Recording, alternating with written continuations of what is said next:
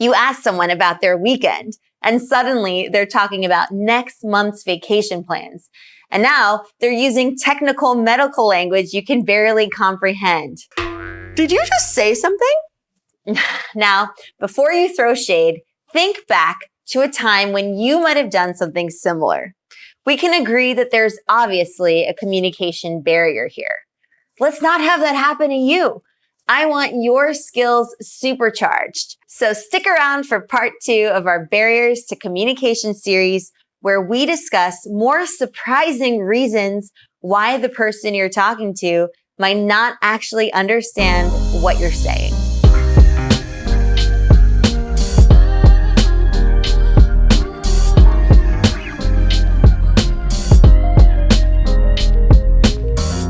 What is up, Explearners? Mary Daphne here of myexplearning.com, where we believe social skills are the key to the good life. What's the good life?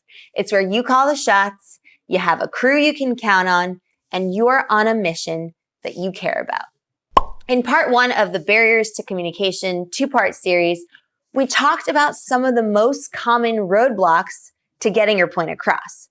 Today, we're going to dive into 5 more ways you might be losing your audience. Our goal here is to remove communication barriers. By understanding these barriers, you'll equip yourself to be a much more effective and persuasive communicator. The last one is particularly dangerous and particularly prevalent, so I'd love to hear your experiences with it in the comments below. Let's get right into it. Number 1, lack of enunciation. Similar to number 5 in part 1, this also has to do with the delivery of your message. Enunciation is how cleanly and clearly you're sounding out your words. When you don't enunciate, your speech turns to mush, your words blend together, and people miss what you're saying. So what's the solution? Slowing down your speech helps with enunciation, but in this instance, your focus should really be on making sure that each word you say is pronounced fully. If you watch a news anchor or a Broadway show or a really good public speaker, you'll notice that they articulate each distinct word. Some words do naturally blend together, like, where are you going today? Notice how I barely pronounce the R. Try it again with clear enunciation. Where are you going today? Sounds a bit strange. In those cases, it's fine for the words to blend. That's what connected speech is all about. But in most cases, you'll find that separating your words helps the listener fully comprehend what you're saying. Even if it feels a bit stiff, that's worth it to ensure clarity of speech.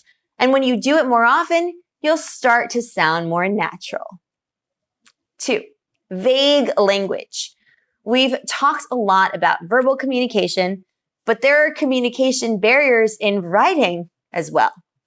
The biggest challenge with written communication is that there's no body language or tone of voice. Without those cues, it can be really difficult to know how something's being said. Are they angry, sarcastic, or were they just in a hurry when they wrote it? So what's the solution? The most important thing in written communication is to be really clear about your tone of voice. If you're frustrated about something, it's best to say that. If you're making a joke, make sure to say that as well, after the joke, of course. Emojis, when appropriate, can actually also be a fun way to lighten up your written text. There's nothing like a smiley face or two to lighten things up. The bottom line is just don't leave anything open to interpretation, because you may discover that the recipient's interpretation is very different than your intention. And that's where confusion starts. 3, over-communicating. When conveying ideas, people often like to err on the side of more than less, which is a mistake. When you say things using too many words, it's easy to lose your audience. They may become bored or just lose track of what you're trying to say. Wordiness also leads to you repeating yourself, which can cause confusion because, like, didn't they already say that? So what's the solution? Less is best. Choose your words thoughtfully and don't repeat yourself. This will ensure only the important stuff gets said. It can be helpful to structure your thoughts using bullet points, which ensures each idea is articulated clearly and, more importantly, only once. Don't forget, you can always add to what you said if they have questions. But once you say something, you can't take it back. 4, failure to engage. It's so easy to launch into your favorite topic and speak about it straight for 10 minutes. But don't assume it's also your listener's favorite topic. While you're talking, be on alert for boredom or loss of focus. If someone is bored with what you're saying, you're not getting your message through to them. So what's the solution? If you discover that you've lost their attention, find ways of making the conversation more interactive. Ask their opinions, share personal anecdotes or stories to get them fired up, and be authentic. The more they're encouraged to participate, the more likely they are to follow along. All right, that brings me to number 10, the most dangerous of all communication barriers. 5, tyrannical talk. This last one is toxic stuff. It's at the core of bullying and hateful speech, and it is not okay. The way this normally plays out is that someone gets on their soapbox and proceeds to tell the listener what to think. This is very different than expressing an opinion because in this case, there's no room for dissenting opinions. It's the speaker's way or the highway. This one-sided type of talking forces the listener to accept what is being said, which can be a really uncomfortable experience. In such cases, the listener often shuts down mentally and once the speaker finishes, walks away with no intention of comprehension. So what's the solution? Be respectful and open-minded.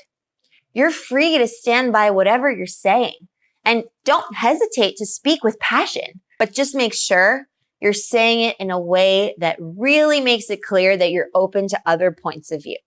Even better, once you've spoken your piece, ask for the listener's opinion. For all you know, they might change your mind.